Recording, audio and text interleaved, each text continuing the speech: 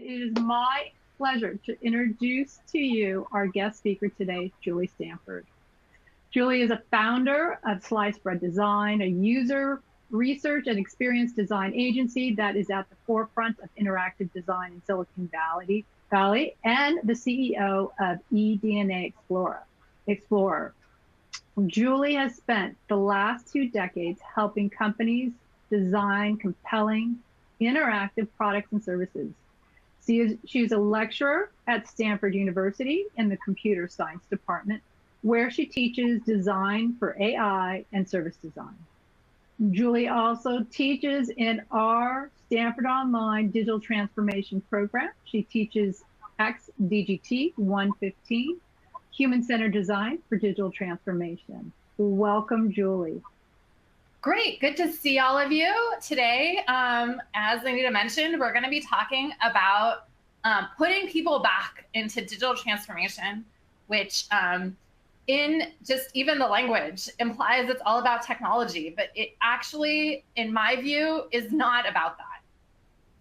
And so Anita shared with you a little bit of my background, so I won't go into all the things about me, but sometimes people ask me, is there anything out there that I could see that you actually designed? And probably my favorite thing that I worked on is if you have an electric car and you ever go charge your car, we worked on kind of the first version of that, thinking about how to really implement not just the user experience for people who are pulling up to charge, but also how the entire service works in terms of how these stations are serviced and all the kind of digital work that had to go on behind the scenes to really manage them. And so that's probably the best place to see some of the stuff I've worked on, or you can check out my latest project at eDNA Explorer.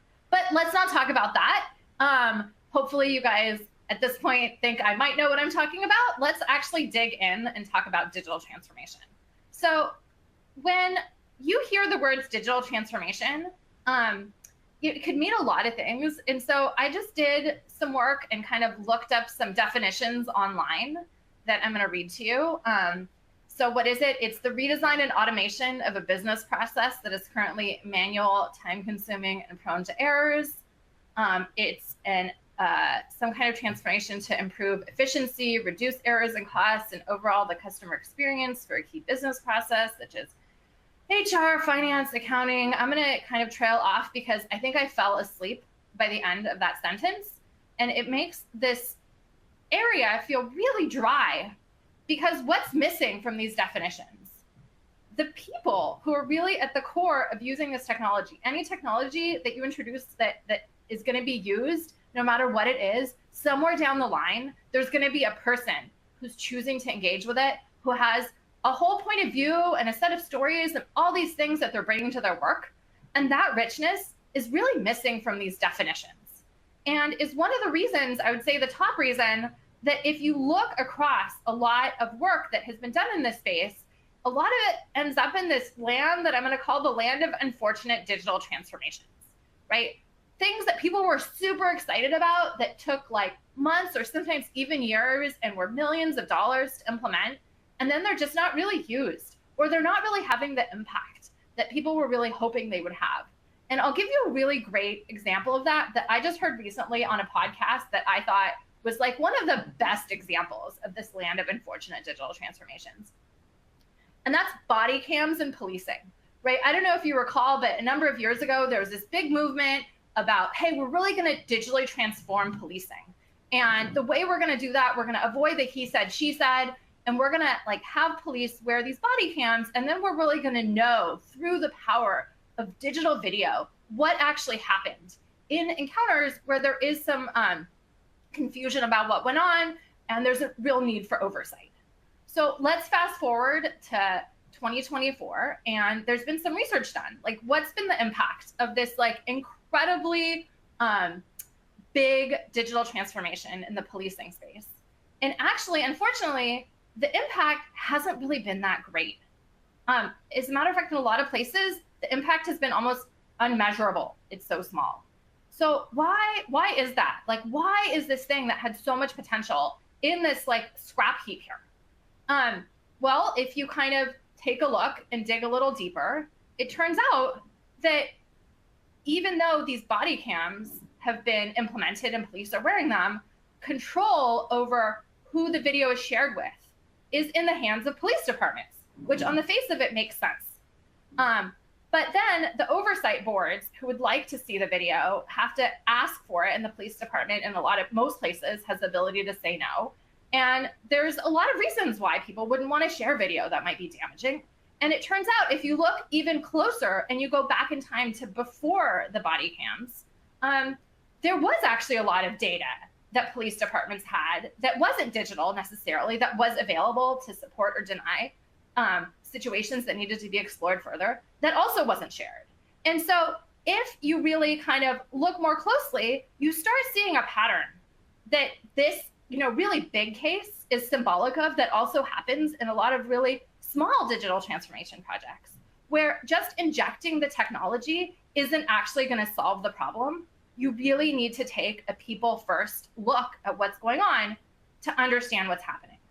So when I say a human-centered approach to digital transformation, injecting the people back in, what I'm talking about is really trying to, at the beginning of any of these projects and then continuing throughout, trying to solve for the real problem that's at hand, right? So in this policing case, was the problem that there wasn't enough information about what happened in a situation, or was the problem more structural? And was there something around the process for how information is shared, or how rules are structured around oversight, or what the different incentives are for sharing or not sharing information?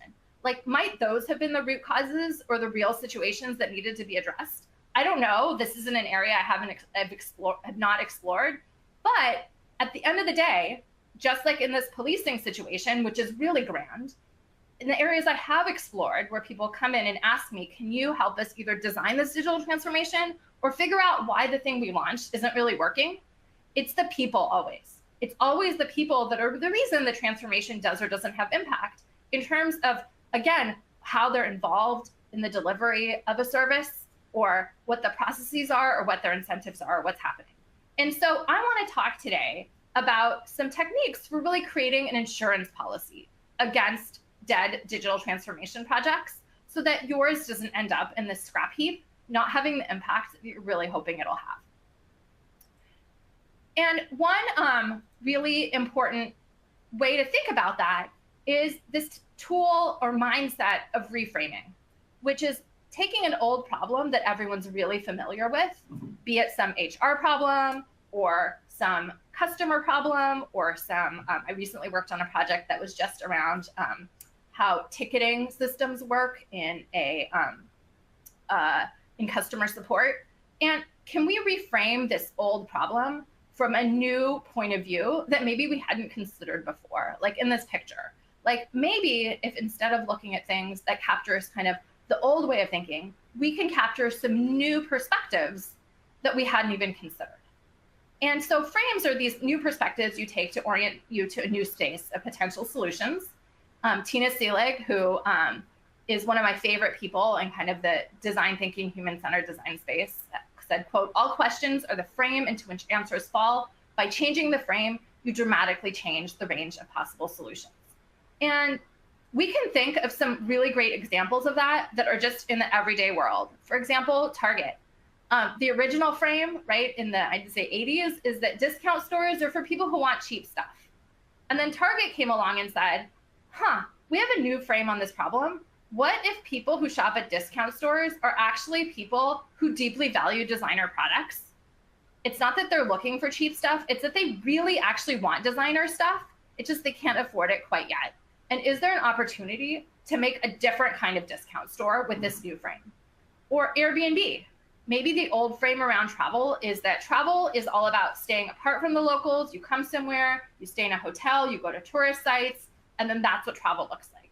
And their new frame, which has really transformed their industry, is that people who travel actually want to collect with locals and share local resources. Like, that's what travel's all about. And staying in a hotel or visiting just the tourist sites isn't really what people are valuing most from travel. And so what does that mean for our business?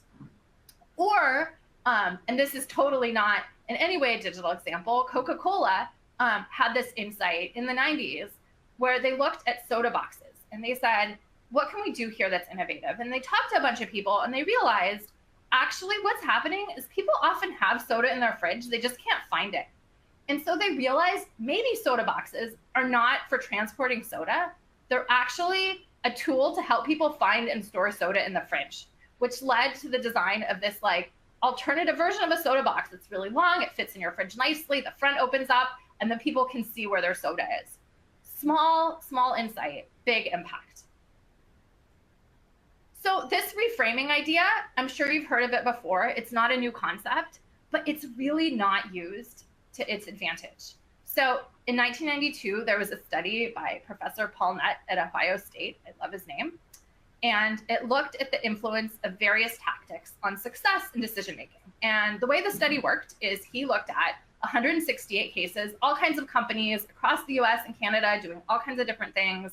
The decisions really varied in terms of the setting, private, public, nonprofit, what level the decision maker was, if it was a C-level or a VP level executive or someone who was a lower level manager or an employee without any management, where they got information from, how important the problem was, wide range. You got the picture. And he was trying to understand how did the formulation of the problem, the way the problem was kind of thought about from the beginning, how did that influence the success and the outcomes of the solution for that problem? And he identified 4 tactics for kind of formulating a problem. One was the idea tactic, like, oh, this is a problem where like we have an idea, like we have a technology and we're really excited about it and we're just looking for what it's gonna like fix, right? So you're kind of coming at this space with a specific idea of some new cool thing, like let's take body cams, and you're like, oh, I love body cams, they're so impactful. Let's just find a place to stick them. Or a problem tactic, where the problem is presented to you and it's framed in a very specific way, like, oh, the issue with policing is that we aren't sure what's going on in a given situation. We need to find a way to solve for that. Or, hey, there's this HR problem at our company where salaries aren't equal, and so we need a way to solve for that. And so there's just a specific kind of problem statement. A target tactic is the third one. That's when you kind of describe a problem by saying, we really have a specific target. We need to meet, to increase our sales by 25%, or we need to reduce the number of negative calls to customer support by 10% or something like that. And then the last one is the reframing tactic, where you say, oh, there's a problem space, like, hey, here's this problem we're observing, but what we're gonna do is we're gonna first take a step back and understand what the problem actually is, and then reframe it. And what he found is that that tactic, reframing, was by far and away the most effective tactic in terms of outcomes. That the problems where people, however the problem was initially presented, whether it was presented as an idea or a problem or a target or something else, if that group or person managing it said, let's take a step back first and investigate and really understand what the root causes are so we can reframe this space, those solutions and outcomes had the highest likelihood of being really successful. And by successful, I mean they were implemented quickly, they were adopted, and they led to an actual increase in whatever metric was being applied to understand success in that situation. Unfortunately, this technique was the least likely to be used. Why is that? Well, it seems like at the beginning, you're spending more time on things than on understanding the problem than on actually solving it. And so it feels slow. But in fact, it's slow at the beginning so that it's fast later on. And that kind of mismatch often makes people feel like they're either not empowered to take a reframing approach, or there's just not enough time to take it. And it's fascinating because that's actually the approach that's going to lead to the biggest likelihood of success. So how do you do it? How do you take this reframing approach? We're going to go back to just the title of this talk. You connect with the humans involved. Technology always exists as part of a human system, and you have to understand all the different complexities of the system so that when you introduce something new, like a digital transformation, it fits into the way that people actually do their work and changes all the other pieces of the system that need to be changed to support the new idea. And in fact, the new idea will probably be different because it'll emerge from an understanding of who are all the different parties involved, right? Is it just the police, or is it the oversight board and these people and those people, and who are all the different parties that are kind of coming together in this situation? What is really happening? What do we understand about this problem? When are these things happening? When are problems being introduced, at the beginning, the middle, the end, or where along the way? Where is this work taking place, and why, right? Most importantly, why are we seeing the problems that we're seeing? Can we take a fresh view to really systemically understand everything about all the humans involved? And there's a lot of different diagrams of a process that you take to follow this human-centered approach. This is my favorite one because I feel like it really reflects the way that I think about this space, which is following a cyclical loop. So you start by saying, I really want to reframe and understand this problem. And so I'm going to observe, I'm going to interview people who are involved, and I'm going to hear what they say. I'm going to see what they do. And I'm also going to listen. This is going to sound really new agey, what's in their heart, meaning I'm going to try to understand what's really motivating them to make the decisions that they're making, not just logistically, but as like an individual person. And then I'm going to take the results of those interviews and observations, and I'm going to develop some new frames, the insights that I have about the problem that maybe I didn't understand before. That, you know, that this policing issue, maybe it's not about he said, she said. It's just about who owns information or how information is shared. And if you address that problem, you don't even need the digital cameras, right? Or imagine how impactful they would be if that piece of the puzzle was included as part of the transformation. You take the insights that you have about really the root causes of the problem. You develop some concepts that reflect what the human needs are here. You prototype them really quickly, like pushing yourself to prototype as fast as possible so that you can bring your prototypes out to people, get their feedback, and continue around this loop. Usually, I would say probably 2 to 4 times until you're really at a place that you feel like, I get this problem and I'm really ready to press forward. So this type of work where you're really understanding humans and then moving forward with input from them at each step happens all along the path of a digital transformation, from the foundation through selecting the solution to implementing it. So initially, when you're thinking about, okay, what am I even gonna solve for? What frame do I have? You do some foundational work, which we call need finding here at Stanford. And the name says it all. I am looking for needs, and I am a detective, and I am finding what is happening. I am doing like a thorough investigation, interviewing people, as I said, to understand that 360 of their needs, their context, who else are they working with, the whole system, so that I can really create a strong foundation. And if I don't have this foundation, then by the time I get to the next step, I'm not going to be solving for the right thing. And so my space of idea possibility is going to be too narrow. Then when I have that foundation, I can start coming up with all kinds of ideas so that I can select the solution. And here I follow a technique for observation and user research that I call rapid experimentation, where you validate ideas with people by running really basic experiments that are time boxed, where you say, okay, I only have 2 days. And the next 2 days, I'm not just going to ask people, hey, what do you think about this idea?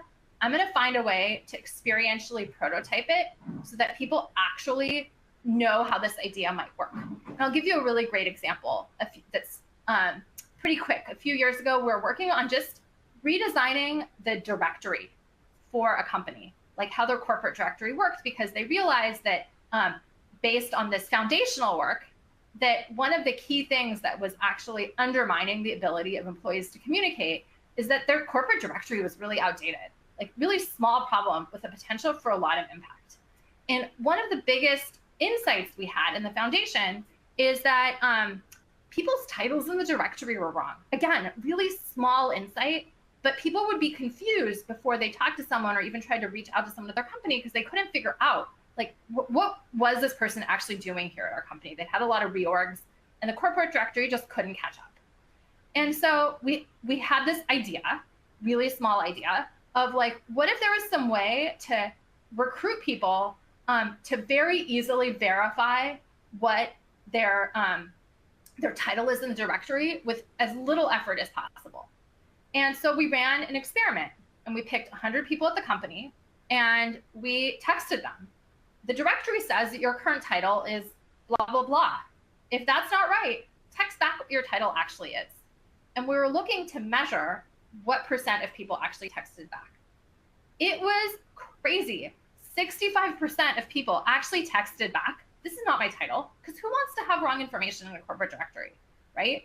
And it was so powerful that this project got green-lighted to really build out a system that automatically, regularly contacted people to try to say, hey, here's the information we have for you, whether it's your title or other information in the directory, so that it could always be accurate and up to date and really easy to fix without having someone log in and so on and so forth, and get into a morass of updates. So that's an example of a really successful experiment. Often the result is actually you learn the intervention isn't going to work. And not only that, you learn why. And the faster you can get to that learning of what is working or not working, and most importantly, what you can do to fix it, the better it's going to be as you move into the final step of a digital transformation project, which is an implementation. And there, we're continuing to connect with people. We're continuing to ask people to look at the work as the implementation is in progress. Sometimes we have a panel of people who are like regular users at our company or customers, depending on what the transformation is. We're going to keep giving us feedback to make sure that we're really staying on track, understanding the frame that people are bringing to the space, and keeping humans in the loop so that we don't end up in that unfortunate heap. So again, in this space, there's a lot to learn. This is just the beginning of a discussion about these 3 skills of need finding interviews, which has a lot of really great techniques around stories and how you pull specific stories out of people, because it's the stories that are going to help us understand the problem best. How to run rapid experiments, what kind of off-the-shelf tools you can use to do that so that you can quickly kind of have this bias towards action. In one of my classes that I'm actually teaching this quarter, it is rapid experimentation week, and I am pushing my students, like, get out there. I need you to run at least 3 experiments by next Wednesday, right? And today is Wednesday, and people are reluctant at first, but once they do it, they realize it's so powerful that then they bring that thinking out to the workplace. And it's so hard when you're at a company to think, gosh, I don't know, do I have approval? Should I do it? And I always advise, yeah, try something out that's small. What can you experiment with that you can actually see and get feedback on something real, not just ask people, what do they think? And then the testing, how do you create an ongoing plan for really including people in testing as a transformation unrolls? There's a lot to think about there. And so if you're interested in hearing more from me and want to have some closer discussions of any of these topics, you can learn more in the larger class that I teach on a human-centered approach to transformation, where we're going to really dig into need finding and look at all the techniques around interviewing, either for you to do it or even just how to look for a good interviewer. As someone who's run a design agency, it's often really hard for me to hire because I'm really looking for some specific skills. And hopefully I can share with you some ways that if you're in a position where you're either doing it yourself or hiring, you can know what to look for. And then once you have the data, let's talk about how to synthesize it so you can squeeze out as much insight as you can, so that then you can frame the problem in a novel way, not just confirm what you already know, right? That's why we do research, to learn new things. So let's talk about that.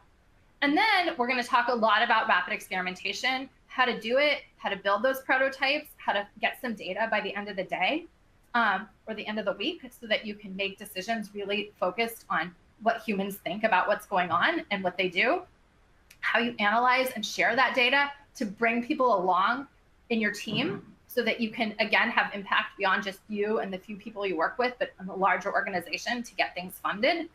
And then how to really integrate this research into your work in an ongoing way so that you can continue to pull in people throughout all the steps of a digital transformation project. And I think with that, I'm just about at time and would love to hear your questions. happy to chat about any of these topics. As you can tell, this is an area I'm really passionate about and would love to empower people to do some of this work. Thank you, Julie. We have enough time for one question. And I'm seeing some questions come in, and there's a focus on the topic about data analysis, right? Data, generative AI. And I know your course teaches some best practices for sharing analysis results. And you're analyzing data and sharing results. Can you describe very quickly one best practice? You could give everybody one to help in this area. What would you recommend? For analyzing results? Yeah, and sharing out. Yeah, so I think the best way, and one reason to date I've not found Gen AI to be great for analyzing my results, even though I keep trying it, is you are looking in your analysis for specific examples of things that are broken, not generalizations that go across everything. Why is that? People are really great at solving specific problems, and we're awful at solving general problems, like really, really stunningly bad. And you can think about just problems in your day-to-day life with your family or whoever else. As soon as you have a specific story, suddenly you have all kinds of ideas. But if someone just tells you, I don't know, this is broken, I don't know how to solve that. So in your analysis, I would really urge people to look at the stories that you hear from people, not just, statistics, but actually, gosh, this is a real person with a real example of why this is broken. And can I use that both to help me think about a solution and in sharing out with people to bring people along for the ride? Can I share a specific example of a specific story so that everyone understands the depth of the problem from the perspective of an individual? That's what's going to make the most impact. Excellent. Thank you for sharing that, giving people, our listeners out there, some insight of what they can learn in your course. And this has been fabulous, Julie. Thank you so very much. We are about at time, so this is a perfect ending point. And I'm sorry we cannot get to all those other questions. And but as you can see on your screen, if you would like to learn more about the digital transformation program and courses, there are links on the interface that you can select and go to the program page and then see the course that Julie teaches. I want to thank Julie again for joining us today and participating in this excellent webinar. And with that, I want to thank everyone today for joining us. And it has been a pleasure, and we wish you all a great rest of your day. Thanks for joining us.